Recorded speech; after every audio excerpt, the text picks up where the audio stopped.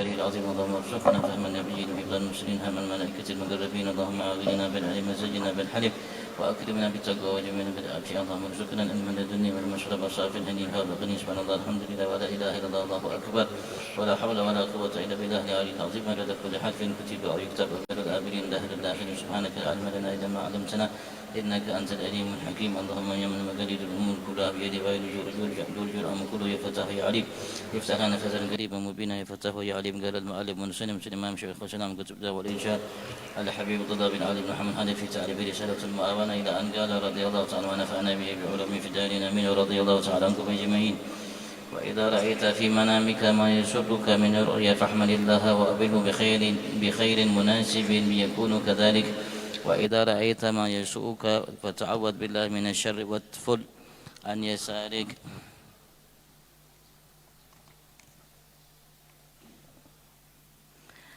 ثلاثا وتحول إلى جنبك الآخر ولا تحدث بها أحدا فإنها لا تضرك. وإذا قص عليك أحد الرؤيا فلا تؤبلها حتى يسأل منك ذلك أو تستأذنه فيه. وإذا أكلت أو شربت إلى آخر والله أعلم. Alhamdulillah pagi hari ini kita kedatangan tamu mulia dari keluarga mulia, dari tempat yang karena sebabnya Allah Subhanahu wa taala sebagai rakyat Indonesia dari Sabang sampai Merauke muliakan kita dengan agama Allah Subhanahu wa taala, dengan keimanannya, dengan akhlak dan budi pekerti yang diwarisi oleh nabinya, keluarganya, para sahabatnya. Al-Habib Da'i ilallah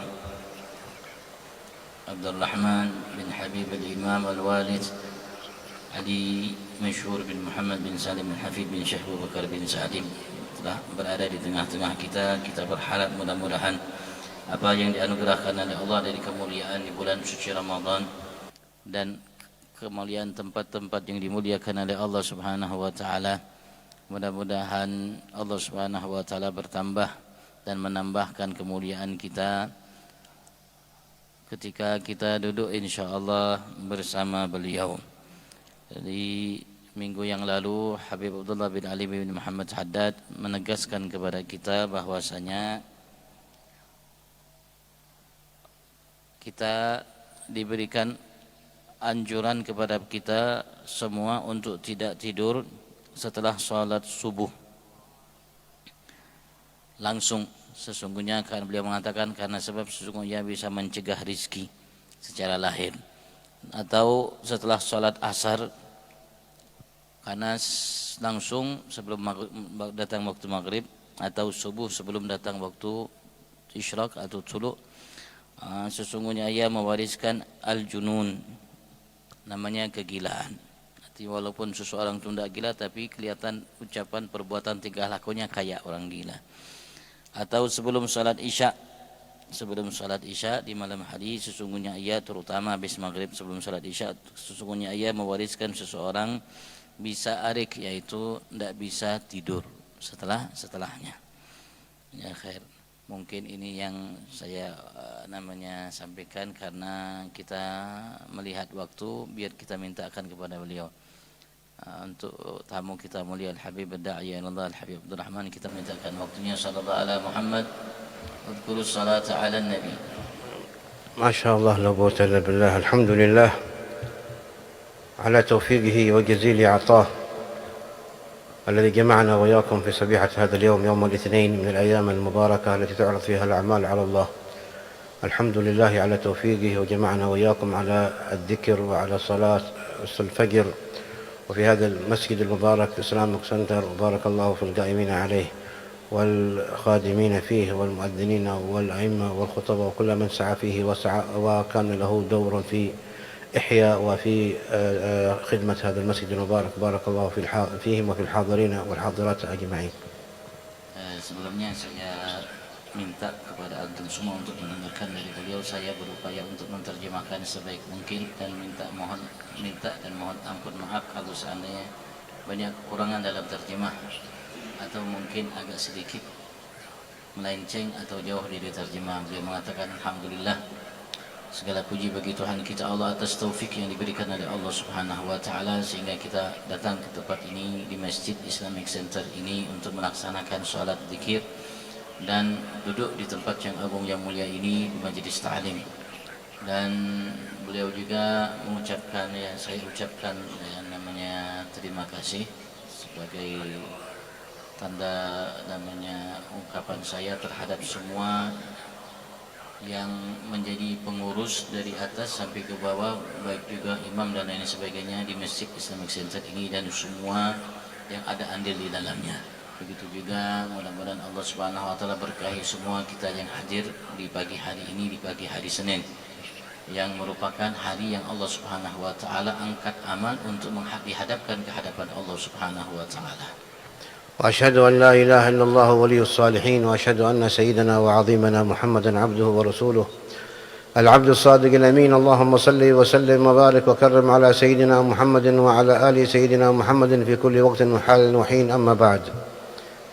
Beliau mengucapkan lantunan syahadah, kesaksian bahwasanya Allah Subhanahu wa taala tiada Tuhan selain Allah Subhanahu wa taala, yang mana Allah Subhanahu wa taala sebagai walinya, arti langsung yang namanya memberikan, menganugerahkan, mengatur hamba-hamba Allah yang soleh dan memberikan karunia kepada mereka. Begitu juga lantunan syahadat, kesaksian bahwasanya Nabi besar Muhammad sallallahu alaihi wasallam adalah seorang nabi utusan Allah Subhanahu wa taala yang shadiq al-amin.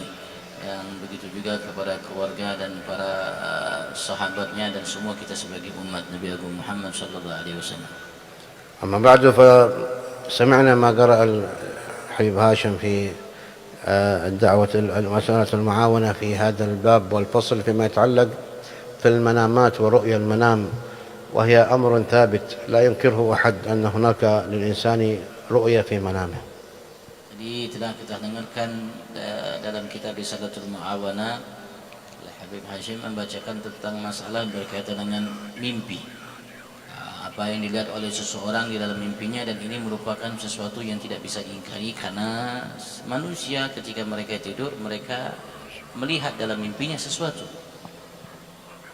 فمنامات الناس تختلف على حسب أحوالهم وتعلقاتهم وانطلاقاتهم في حياتهم، فمن تعلق بالحق عز وجل وبنبيه عليه الصلاة والسلام وبكتاب الله العزيز وما فيه من الأسرار وبكلام النبي المختار وما كان عليه من اتباعه له في السر والإجهار وارتباطه بالأخيار في ما كان عليه من الصفات الحميدة، هؤلاء هم أهل المراء الصالحة التي بها ينعمون في يقظتهم، فهم في نعمة، وفيما إذا ما ناموا عرجت أرواحهم إلى تلك المنامات المباركة فيسعدون وينعمون في منامهم.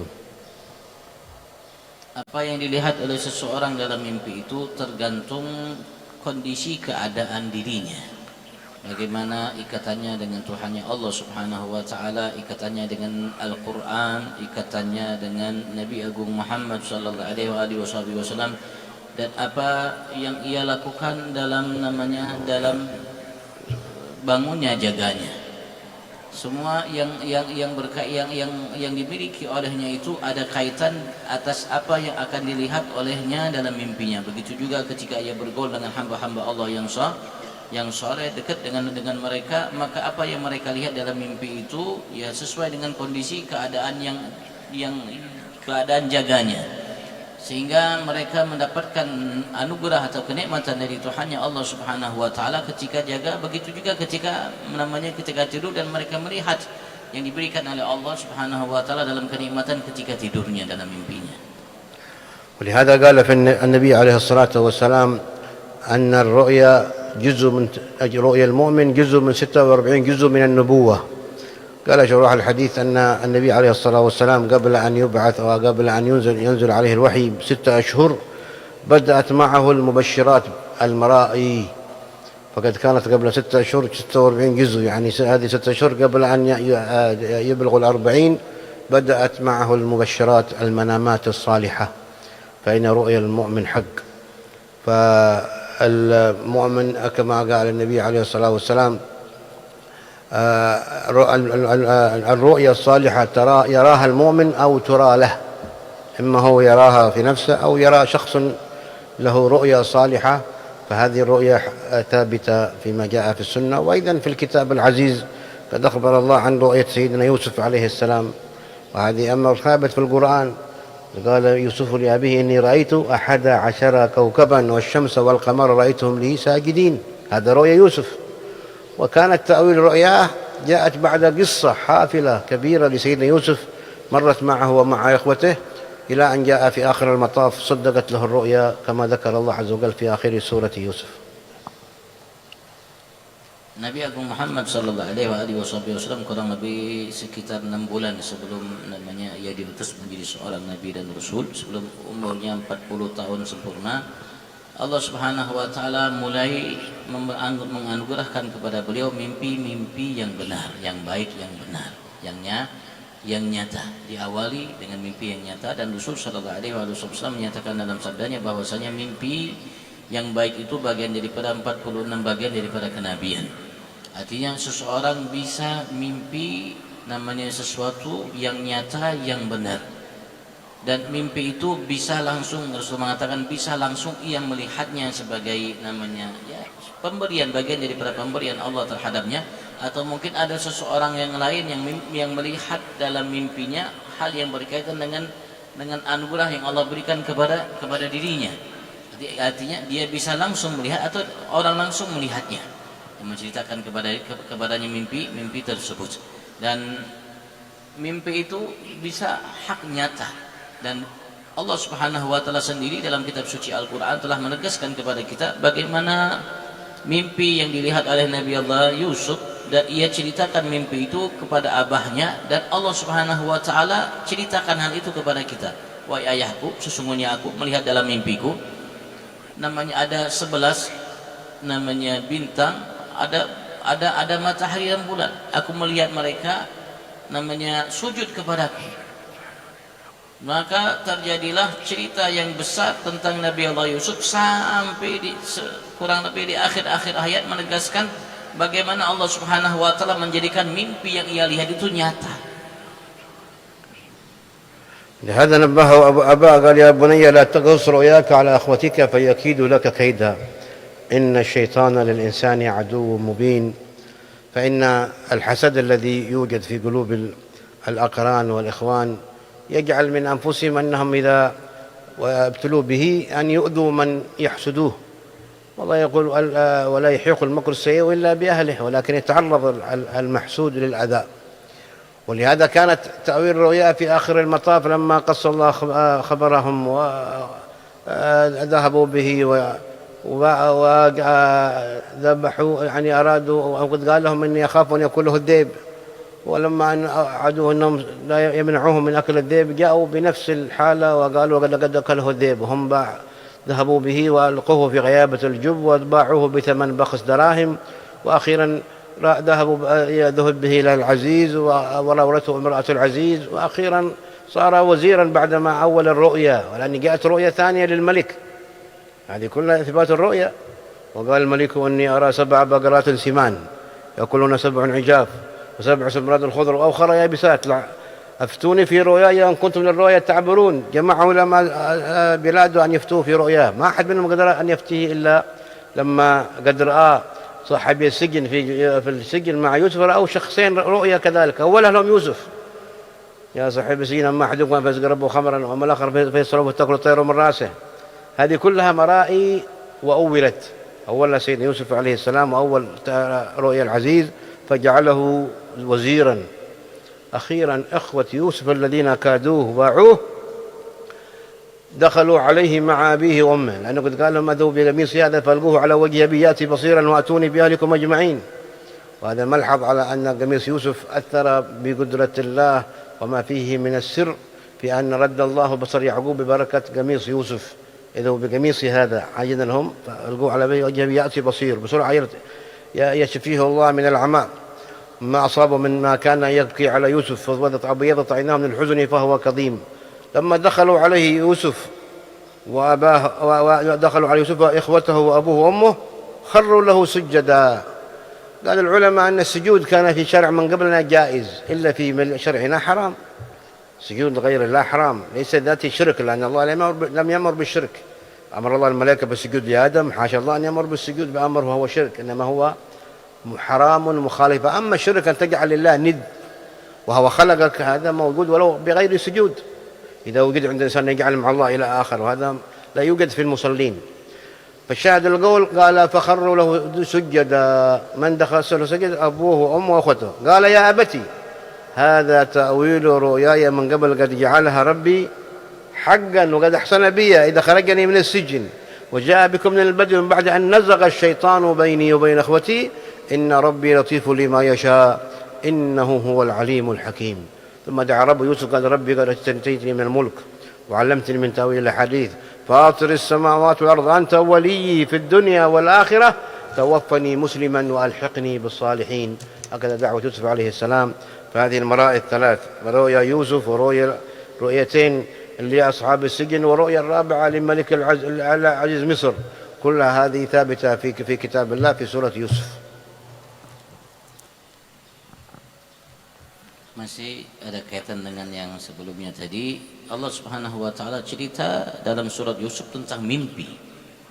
Mimpi yang dilihat oleh Nabi Allah Yusuf, begitu juga mimpi yang dilihat oleh dua teman Nabi Yusuf yang ada di dalam penjara, dan juga mimpi raja yang memiliki kerajaan yang di situ Nabi Allah Yusuf bertempat tinggal.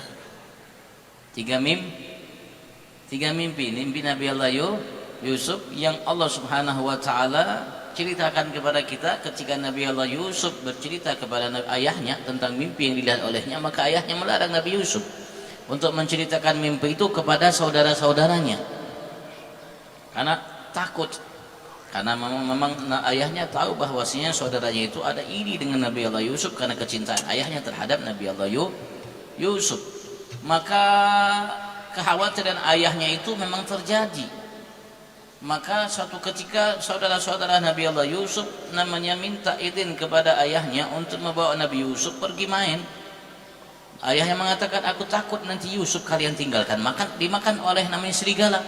Mereka mengatakan, kami adalah namanya kelompok yang banyak di antara kami, nanti 10 orang, kalau lewat 9 atau 10 orang, tidak mungkin dia akan dimakan oleh serigala, kami akan jaga.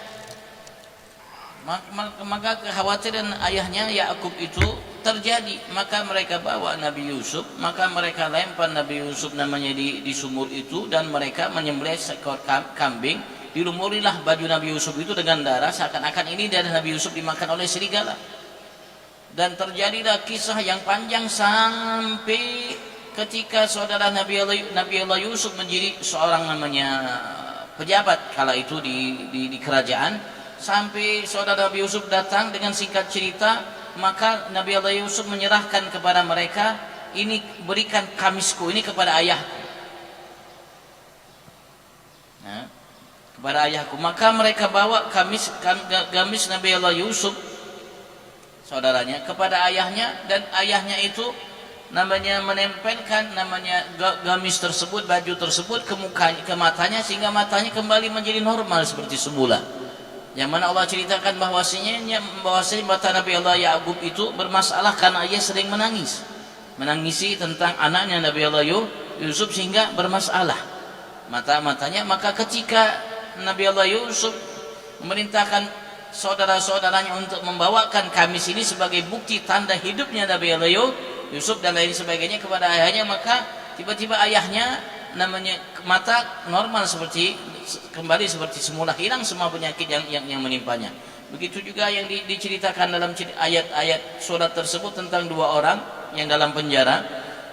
Begitu juga tentang seorang raja yang kala itu bercerita kepada namanya orang-orang dekatnya, orang-orang pintar bahasa kita yang mungkin memiliki panca indera yang keenam, cerita tentang mimpinya.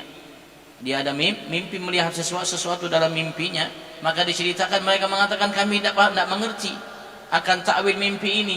Maka singkat cerita Nabi Allah Yusuf lah yang mentakwilkan mimpi itu kepada raja tersebut, dan ini semua cerita mimpi. Begitu juga tadi Allah Subhanahu wa taala menceritakan bahwasanya ketika selesai Nabi Yusuf berwasiat untuk saudara memberikan gamisnya, maka ayah berpesan, bawalah ayahmu, ayah bunda ke sini semua kalian datang ke Mesir. Maka mereka pun datang ke Mesir, kemudian mereka semua sujud kepada Nabi Yusuf. Nabi Yakub, istrinya, anak-anaknya sujud kepada Nabi Allah Yakub. Ulama mengatakan syariat sebelum kita, mereka namanya tidak diharamkan untuk sujud kepada seseorang. Begitu juga yang kita tahu dari cerita bahwasanya ketika Allah ciptakan Nabi Allah Adam, Allah perintahkan malaikat untuk sujud. Allah mustahil memerintahkan hambanya untuk berbuat syirik, menyembah kepada selain Allah Subhanahu wa taala. Tapi ayatnya jelas. Artinya tidak mungkin Allah perintahkan hambanya untuk sujud. Allah tidak mungkin memerintahkan hambanya untuk berbuat syirik. Pada kala itu syariat sebelum kita, sujud itu tidak syirik. Sujud kepada manusia itu bukan syirik, tapi di syariat kita ya sujud kepada selain Allah Subhanahu wa taala syirik. Dan alhamdulillah beliau mengatakan bahwasanya Rasulullah telah menjanjikan dari masa beliau sampai hari kiamat bahwasanya orang-orang yang melaksanakan sholat itu tidak akan berbuat syirik. Artinya syirik itu yang nyata menyembah kepada selain Allah, walaupun bukan dengan cara sujud. Itu kalau ia meyakini ada Tuhan selain Allah, itu syirik. وهكذا حينما قص الله هذه الرؤيا سيدنا يوسف تأويلها قال في هذه الرؤيا إني رأيت 11 كوكب. ما 11 كوكب؟ قال أخوته، والشمس والقمر، الشمس أبوه والقمر أمه. هذه تأويل الرؤيا. فالرؤيا تعبر على حسب من يفهم أو من يلهم تعبيرها لمن طلب منه، كما قال الإمام الحداد: فلا يعبر إذا شخص أعطاك رؤيا لا تعبرها إلا أن طلب منك أن تعبرها له أو تستأذنه في تعبيرها. وهكذا التعبير لمن عنده إلهام ومعرفة، لا يدعي ليس له، أو يدعي الإنسان الرؤيا ولم يرى شيء. وقد ورد في الحديث: من ادعى الرؤيا، الحديث ما معناه؟ يدعي أنه يرى، يعاقب بهذه الدعوة أن يوم القيامة أن يعقد بين شعيرتين، حبتين يعقد بينها. كيف يعقدها؟ كيف يقدر حبتين يعقدها؟ يعذب دائما بهذا الحال. يقول له يأمره الملك بتعذيب عقد بين شعيرتين، حبتي بر يعقد بينها. فهكذا تجلس يعذب بهذا العذاب لأنه ادعى في دنياه أنه يرى مرائي منامية وهو كاذب ولم يكن صادق فيما يقول. فلا يدعي الإنسان ما ليس عنده وما ليس له. وهكذا. وأما الرؤيا الصالحة فقد ثبتت في الكتاب والسنة وإجماع الصحابة، بل جاء التشريع ببعض المرائي. الأذان الذي نحن نؤذنه في كل صلوات 5 أساسه رؤيا، لأنه في البداية النبي صلى الله عليه وسلم لم أراد أن يعلم الناس بالصلاة، فاختلف أصحابه، منهم من يقول نجعل جرس، وقال هذا من أعمال الكنائس في النصارى وبعض أعمال عند اليهود، هذا لا يليق بنا أن نقتدي بهم فيها.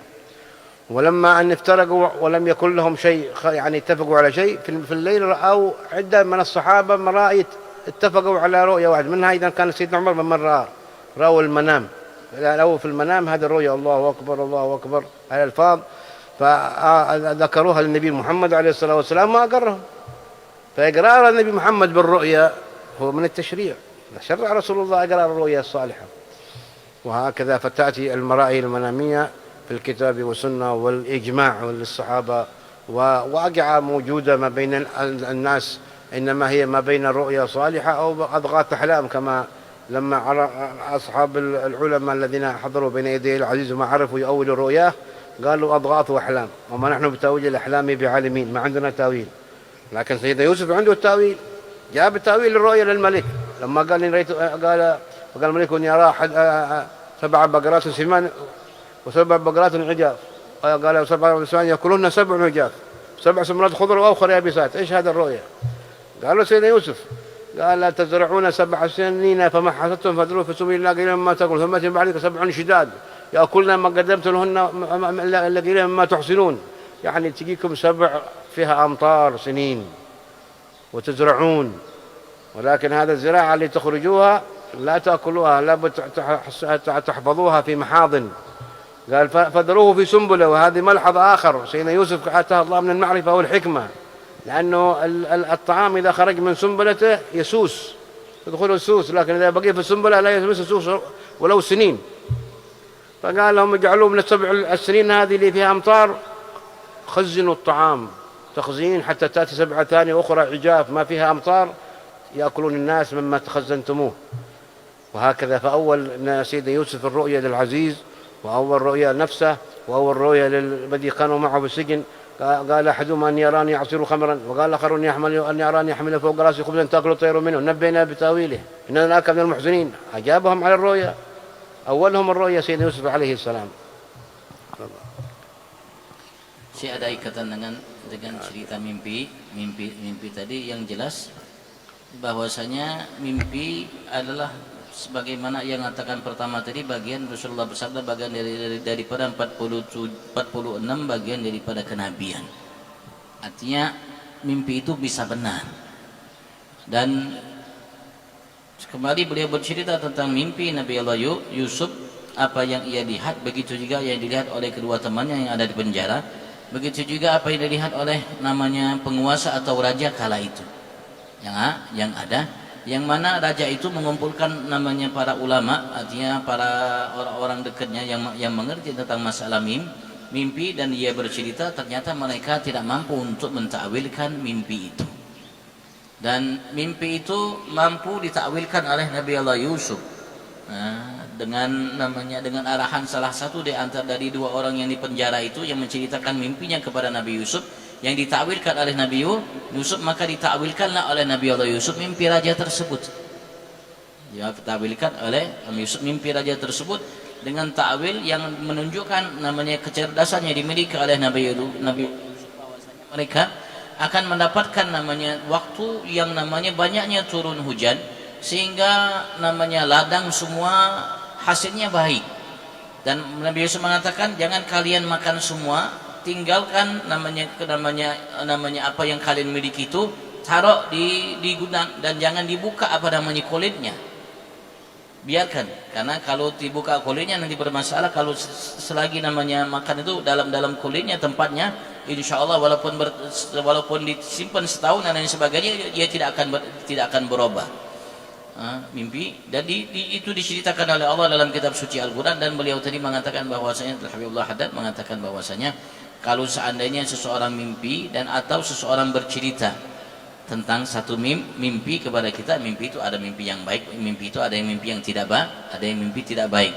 Dan kita ketika ada seseorang namanya menceritakan mimpi kepada kita, kalau bisa jangan kita takwilkan langsung, kecuali kalau kita diminta oleh seorang yang mimpi itu untuk kita mentakwilkan namanya mimpi yang dimiliki olehnya, atau memang kita minta izin kepadanya untuk mentakwilkan mimpi yang berkaitan dan diizinkan olehnya. Dan juga ada masalah yang mungkin kita harus perhatikan, ada masalah mimpi. Seorang mengaku mimpi A atau B, ternyata ia tidak mimpi, berdusta. Ia mengatakan saya mimpi seperti ini padahal dia tidak mimpi. Maka Rasulullah SAW mengingatkan kita umat ini agar tidak melakukan hal tersebut, sehingga Rasulullah kurang lebih mengatakan bahwasanya barang siapa yang mengaku mimpi di masa hidupnya tentang sesuatu padahal dia tidak mimpi, maka di hari kiamat ia akan diadab oleh Allah Subhanahu wa taala dengan adab yang diberikan oleh Allah karena sebab ia namanya bercerita kepada seseorang mimpi yang mimpi tersebut sebetulnya ia tidak lihat dalam mimpinya. أن يعقد بين شعيرتين.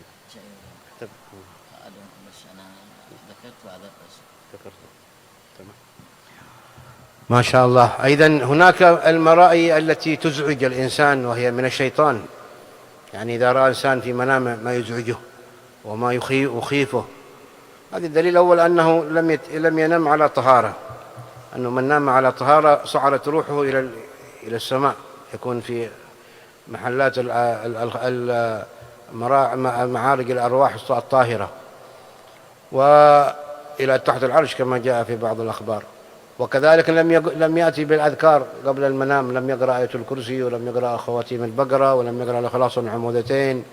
فهذه غالبا من نام على غفلة تأتيه الأحلام المفزعة وخاصة إذا كان متعلق بشيء من هذا. ويأتي اليوم في واقع الحال ما يشتغل به أولادنا وأطفالنا بالجوال، وهذا ملحظ يجب أن يحمله الأمهات والآباء في قضية ما يتعلقون أبنائهم به مما يشاهدونه في الجوال، منها بعضها أفلام مفزعة ومرعبة فيها قتل وفيها سرقات وفيها إجرام، ويسمونه هذا البطل الحرامي، يعدونه بطل، فهم يقلدون هذا الأولاد ويشوفون هذه المناظر والقتل والبطش، فيشاهدونه في يقظتهم فيرونه في منامهم بعدين كأنه هو الذي يتابع ويقتل ويراد أن يهرب لأنه يتقلد دور الحرامي، وربما يصيبوه ويقوم من المنام يبكي.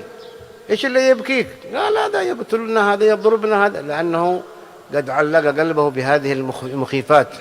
فليكن وكذلك أن في الجوال هذه كثير من الأمراض وكثير من المصائب، سواء كان في الإشعاعات التي تكون على النظر فيضعف النظر، أو على الدماغ يضعف الدماغ، يضعف التركيز، فيصيب صاحب الجوال هذا الولد فيه ضعف في تركيزه حتى في مستقبل حياته في تعليمه، لا يقع مدرك ولا يركز، لأنه قد اختل عنده بعض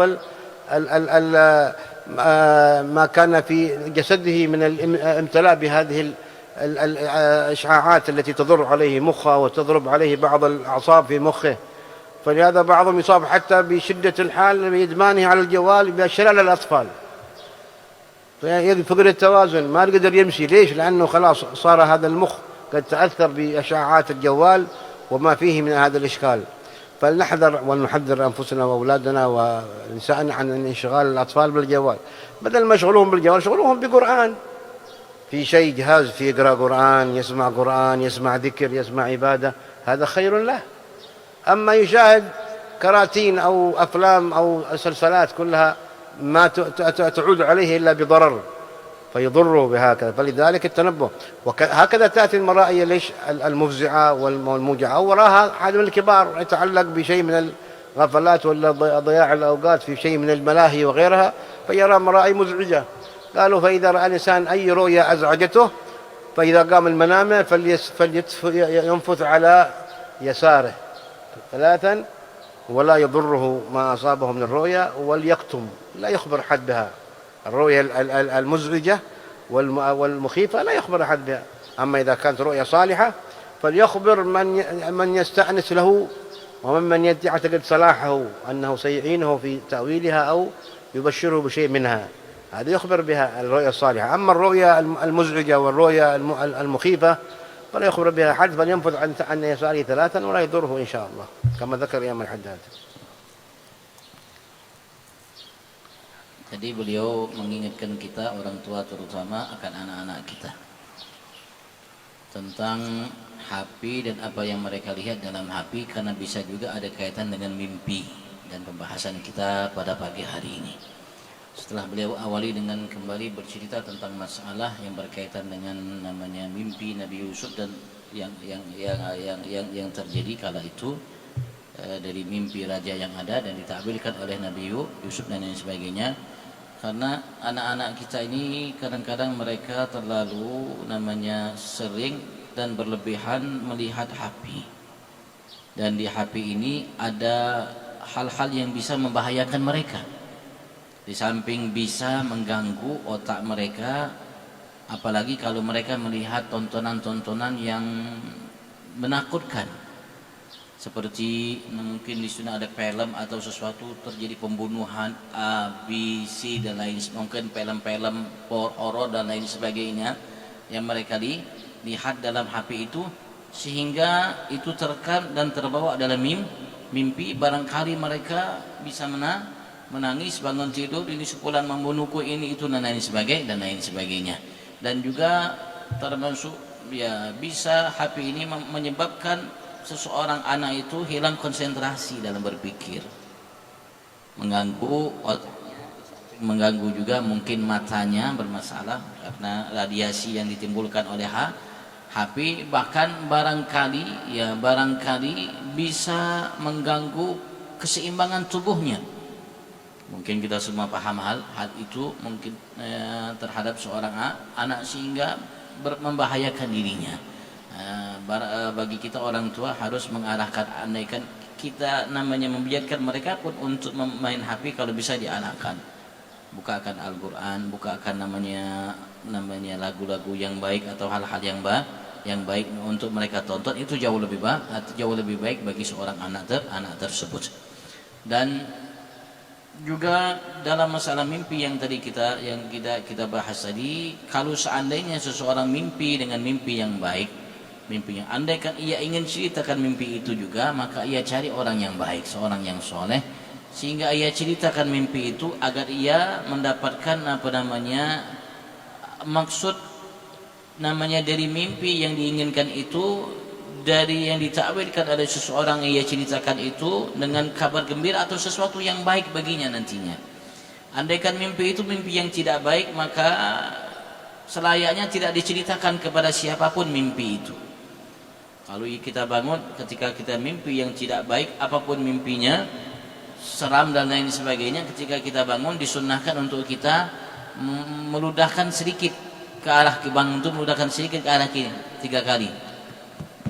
Seperti itu, dan insya Allah tidak akan membahayakannya, tidak akan membahayakan kita mimpi tersebut. Sekali lagi, jangan diceritakan mimpi itu kepada siapapun kalau yang tidak baik. Kalau yang baik boleh cerita, tapi ya pilih-pilih namanya dalam bercerita. Mungkin sedikit itu dari yang banyak mungkin beliau sampaikan tadi. ما قلت لنا أرسل افتح البيع على البيسر. Kalau ada yang mau ditanyakan, fadhal.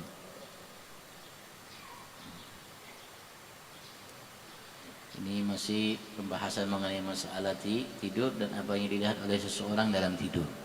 Bagaimana kita menyikapinya, baik itu sesuatu yang baik atau yang terutama yang tidak baik.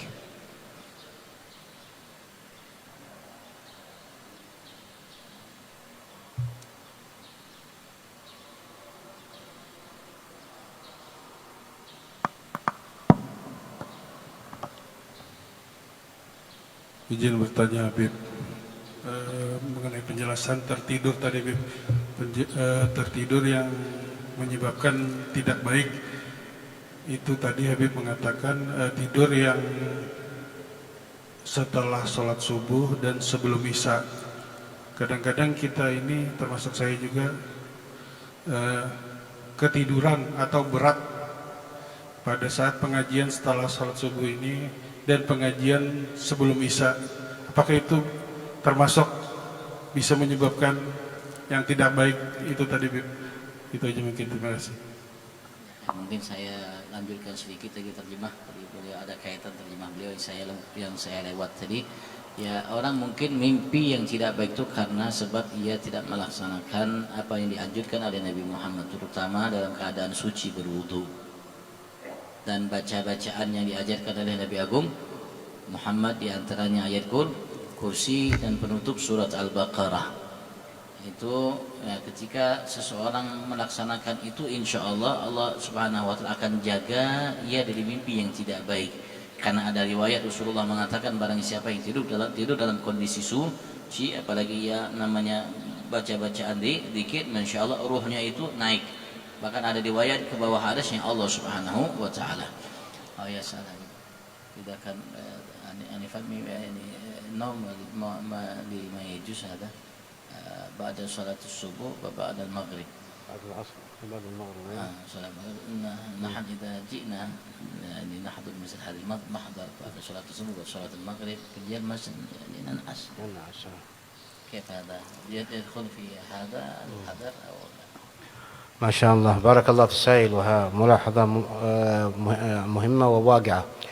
النعاس الذي يعتر الإنسان وهو جالس متمكن، فهذا هو لا ينقض به الوضوء، وما يغلب على الإنسان من الغلبة لا يؤاخذ به، لا يكلف الله نفسا إلا وسعها. فهذه الحالة تخرج عن دائرة القدرة وهي الطاقة البشرية.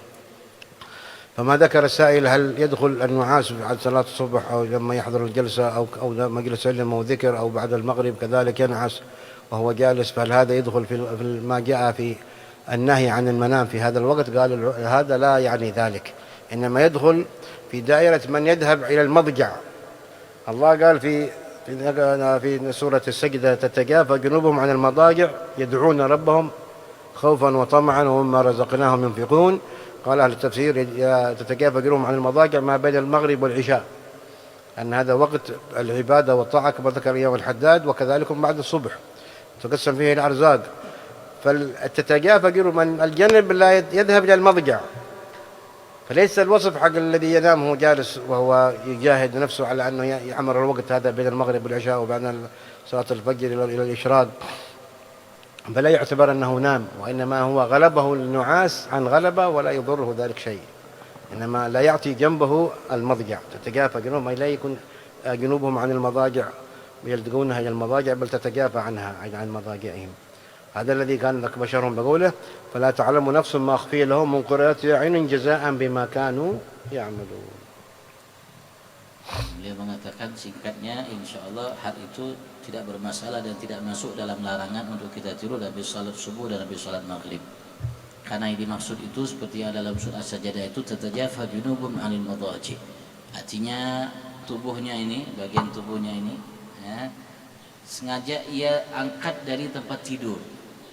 Artinya yang beri masukan itu memang sengaja seseorang membaringkan dirinya. Membaringkan dirinya itu yang namanya yang termasuk dalam namanya larangan dalam kitab tadi, dalam kitab Al-Hadad tadi, untuk seorang tidur habis sholat subuh dan habis sholat maghrib. Adapun seseorang tidur dalam kondisi duduk seperti saat ini di majelis ta'lim dan dia mungkin namanya dikalahkan oleh ngantuknya sehingga tertidur, yang pertama satu, ketika kita tidur dalam kondisi duduk itu tidak membatalkan wudu. Dan ia telah melaksanakan hal itu untuk memakmurkan waktunya dengan beribadat kepada Allah Subhanahu wa taala, walaupun ia dikalahkan oleh ngantuknya. Itu insyaallah tidak termasuk dalam larangan yang dalam larangan yang ada. Dan beliau mengatakan tidur setelah subuh itu bisa mencegah rizki. Karena di waktu habis subuh ini Allah bagikan rizki lahir. Rizki lahir. Kepada manusia, dan Allah Subhanahu wa taala menegaskan terutama tidur antara maghrib isya dalam surah At-Tayyib wajudum mani madaji itu tidur namanya ia seseorang berupaya untuk tidak tidur sengaja, tidak membaringkan dirinya tempat tidur untuk melakukan ibadat kepada Allah Subhanahu wa taala.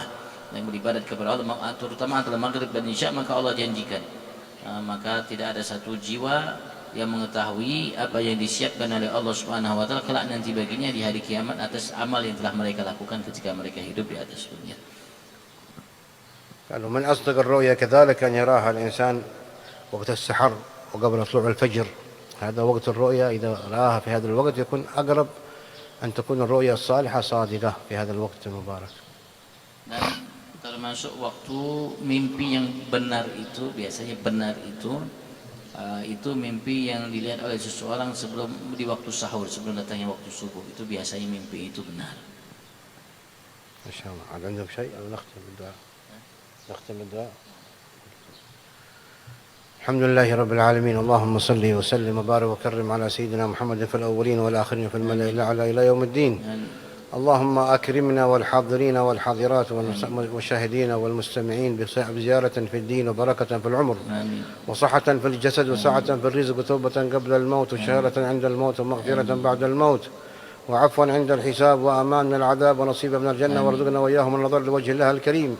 اللهم ربنا آتنا في الدنيا حسنة وفي الآخرة حسنة وقنا عذاب النار.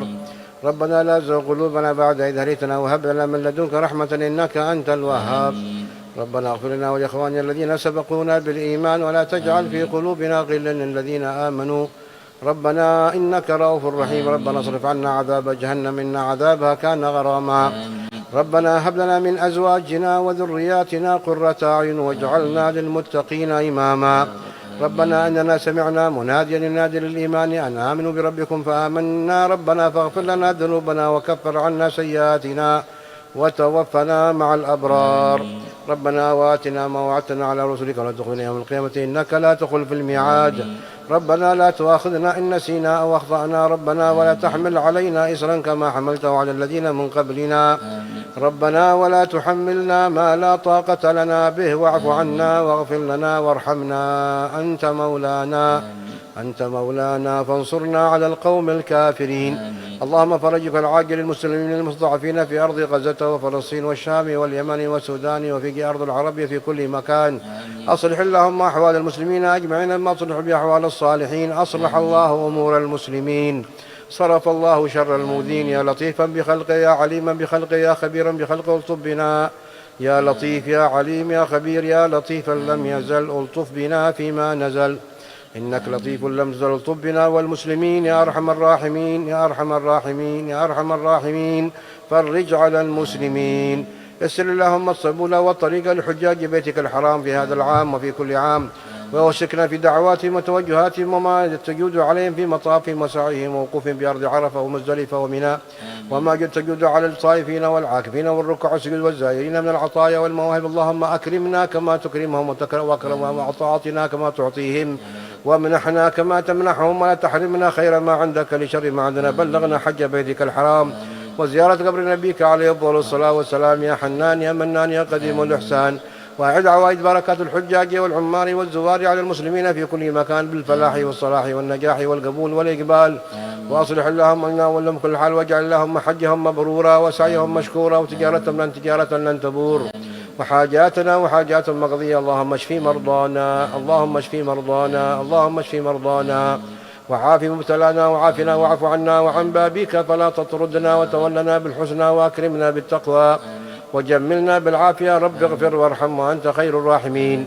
واغفر اللهم لنا ذنوبنا واسرافنا في أمرنا وثبت أقدامنا وانصرنا على القوم الكافرين. واهدنا بهداك واجعلنا ممن يسرع في رضاك ولا تولنا وليا سواك ولا تجعلنا ممن خالف أمرك وعصاك. نسألك لنا وله من خير ما سألك منه عبدك ونبيك وصفيك سيدنا محمد صلى الله عليه وسلم وعبادك الصالحون. نستعوذك لنا من شر ما استعاذك به والنبي عبدك ونبيك سيدنا محمد صلى الله عليه وعلى آله وصحبه وسلم وعبادك الصالحون. وأنت المستعان وعليك البلاغ ولا حول ولا قوة إلا بك. ربنا تقبل منا إنك أنت السميع العليم وتب علينا إنك أنت التواب الرحيم. فضل سبحان ربك رب العزة عما يصفون وسلام على المرسلين والحمد لله رب العالمين. بسر الفاتحة.